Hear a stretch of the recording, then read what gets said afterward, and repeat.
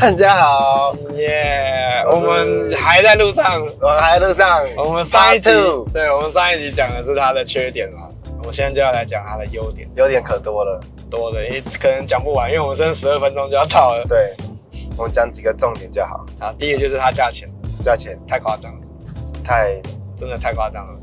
BOSS 音响又有环舱气氛灯，全景天窗，还可以开哦，还自动伸缩遮阳帘，电动尾门，对，然后内装大杂烩，但都还不错看。赛车椅，它 Trophy 的压印，对，然后这都是高级车才会有。后视镜也有盲点侦测，不用另外选。那萤幕也算是高清，对，大的。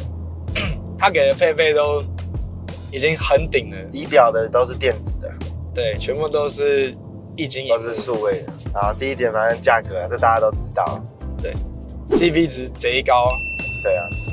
然后在它的，我觉得它的空间真的是蛮夸张大的，后座满圆都很舒服，对。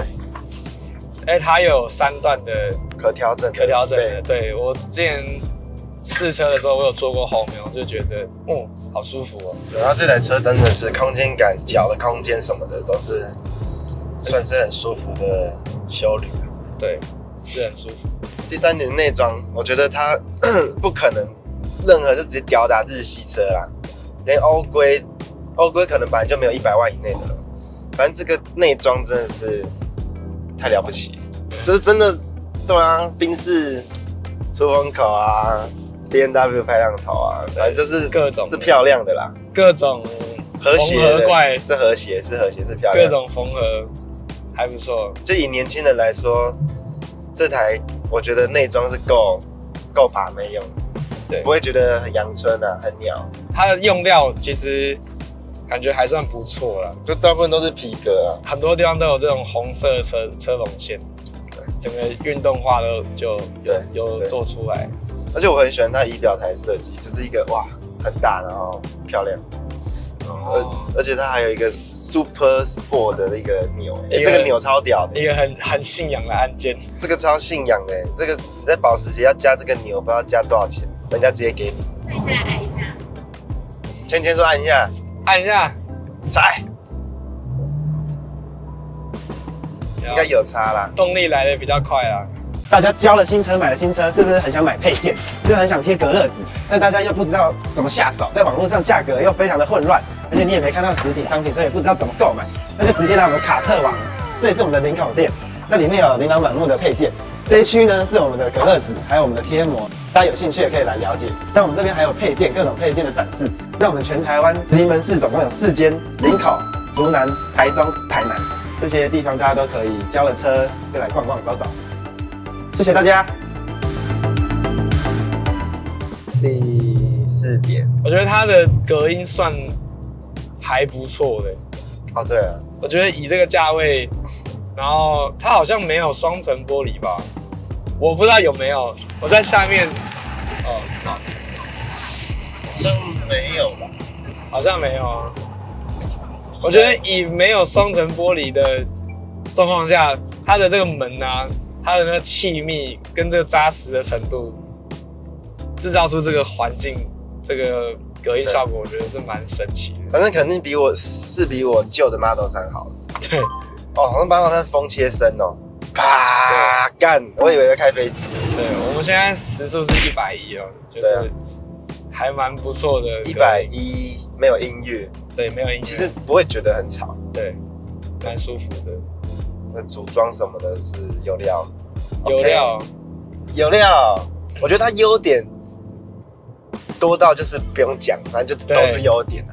就是这台车就是都是优点，整盘端给你，要不然不可能卖那么好啊。它一推出就是破1000台的销售，对，整盘端给你，就是都有，多到优点多到我也不知道该怎么形容它，就是一台很没话讲的车，对，无话可说。对啊，对不对，芊？啊，我们优点真的是太多了，所以很难全部讲完。反正把它官网上面的配备全部看过，全部都是优点。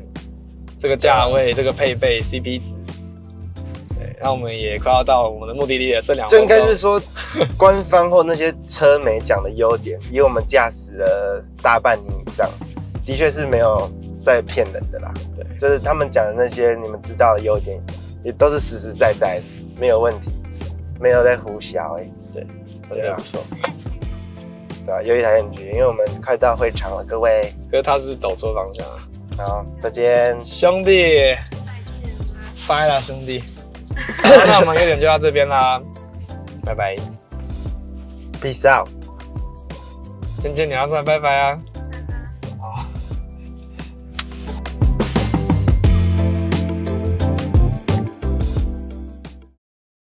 现在我们在一个超陡的你在山 Sport 模式啊？哦，Sport 模式哦。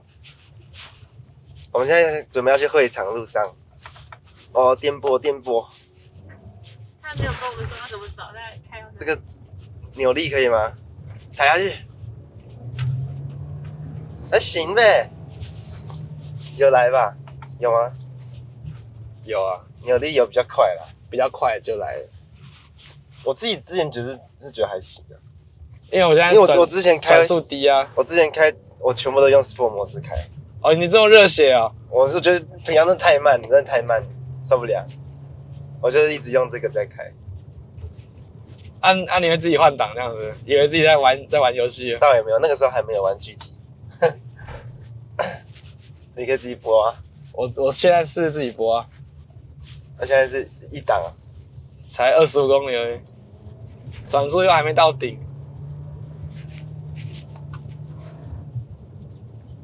转速上来再换啊。好，进弯降档，好像还可以咯。还行啦。